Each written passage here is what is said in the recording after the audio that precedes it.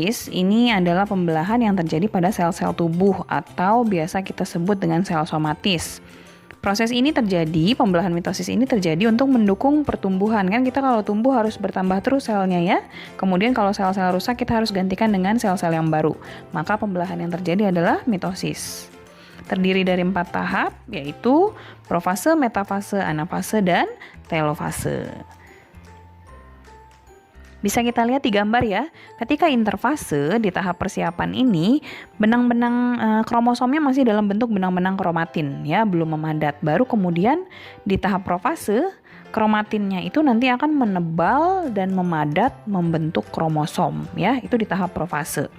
Lalu kemudian terjadi penggandaan kromosom, kemudian kromosomnya berbaris ketika metafase dan seterusnya. Kita akan bahas satu persatu yuk, tahap per tahap dalam proses pembelahan mitosis. Ini dia ya. Tahap yang pertama yaitu tahap profase. Profase ini adalah tahap di mana kromatinnya memadat. Tadi yang seperti kakak bilang ya, dia memadat dan menebal sehingga terbentuklah yang namanya kromosom. Nah, kemudian tadinya kromosomnya itu cuma 2 lengan, cuma satu. Jadi sentromer di tengah-tengah, lalu ada 2 lengan gitu ya. Nah, kemudian kromosom yang tadi cuma satu-satu itu sepasang lengan saja ya, itu nanti dia akan mengganda, lengannya akan mengganda sehingga terbentuk yang namanya sister kromatid. Ya, jadi satu lengan itu namanya adalah kromatid.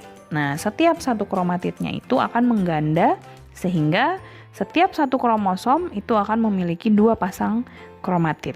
Ya, namanya sepasang kromatid itu namanya adalah sister kromatid ya. Hasil penggandaan lengan kromosom namanya adalah sister kromatid. Kemudian sentriolnya juga akan bergerak terpisah menuju ke kutub-kutub yang berlawanan dan membran inti akan menghilang. Ya, itu di tahap profase. Kemudian pada tahap yang berikutnya yaitu metafase, kromosom-kromosom yang tadi itu yang sudah punya sister kromatid, masing-masing sentromernya itu akan dipegangin sama si benang spindel. Benang spindel akan mengatur posisi kromosom berjajar di bidang pembelahan atau bidang ekuator.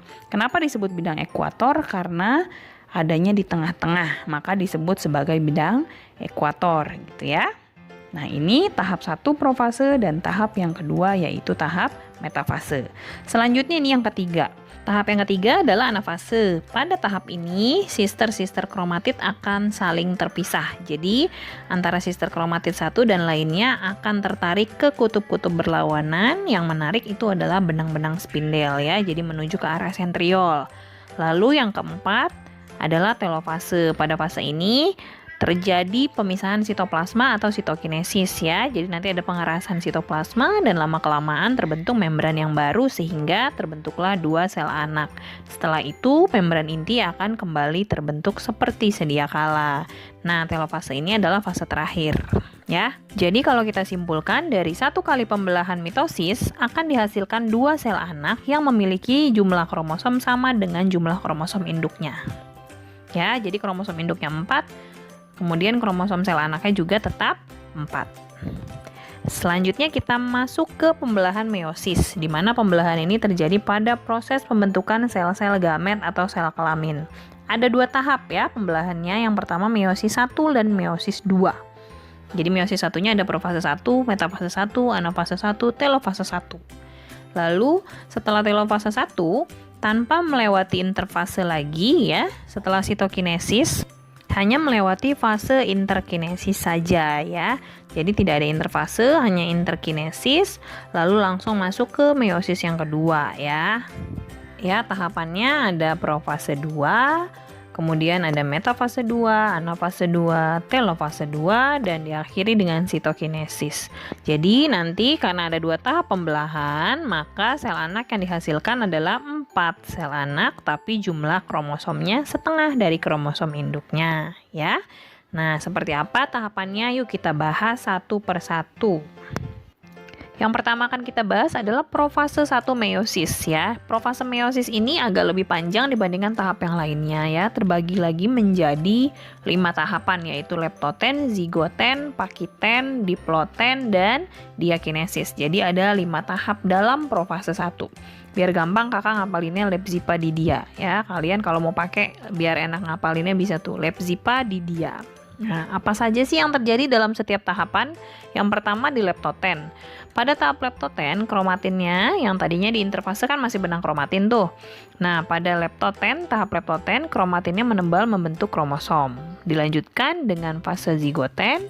Di zigotennya, kromatitnya akan mengganda membentuk sister kromatid.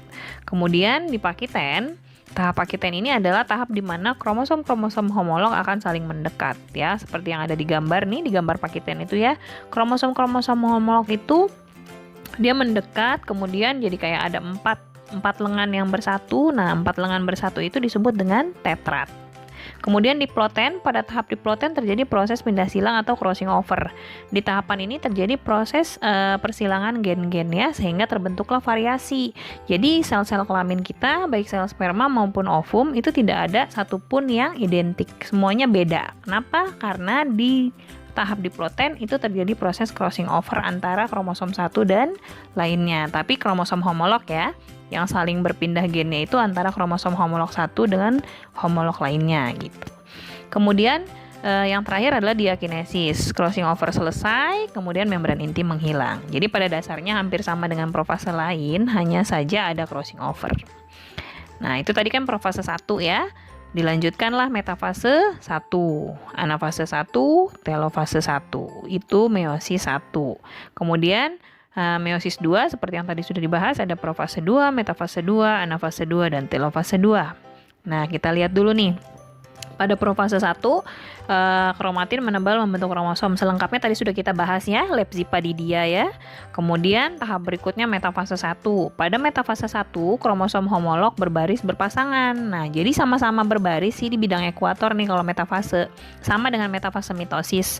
Hanya bedanya di metafase 1 ini barisnya pasangan, kromosom homolognya barisnya berpasangan, jadi barisnya 2-2 ya. Kalian bandingkan nih barisannya di metafase 1 dengan metafase mitosis tadi ya.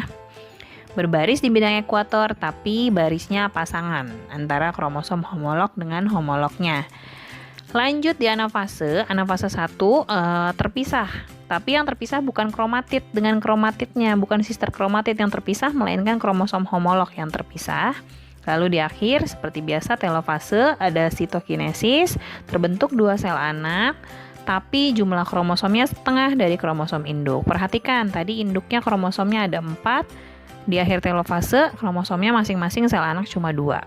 Lalu lanjut profase 2, masing-masing sel yang kromosomnya sudah haploid, jumlahnya sudah setengah dari kromosom induk, itu akan mengalami profase, metafase, anafase, dan telofase yang mirip dengan tahapan-tahapan pada pembelahan mitosis. Pada profase 2, seperti biasa kromatin akan menebal, membentuk kromosom, dan membran inti menghilang. Kemudian dilanjutkan pada metafase, kromosom berbaris satu-satu nih, udah nggak kayak tadi yang di metafase 1 kan kromosomnya berbaris 2-2 berpasangan dengan kromosom homolog. Tapi kalau di metafase 2 ini sama dengan metafase mitosis, barisnya 1-1. Lanjut di anafase 2, sister kromatid saling terpisah, dan di telofase 2 terpisah menjadi 4 sel anak.